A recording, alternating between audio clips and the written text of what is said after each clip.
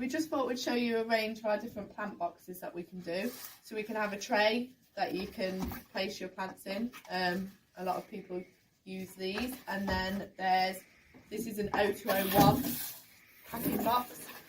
And it's got handholds to making it easy to carry. You can just pack those in, tape the top flaps, and that's making it easy for everyone to carry. And these can be done in all different shapes and sizes.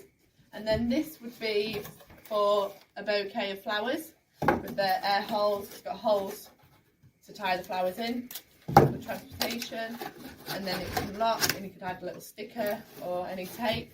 And these would be posted out to customers or people.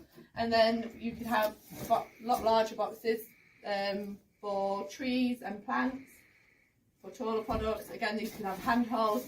These could be in double wall board for the strength, and we can make any of these boxes to any shapes and sizes.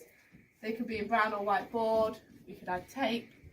So if you've got any questions on how to pack your plants or trees, just give us a call or an email and we can guide you through.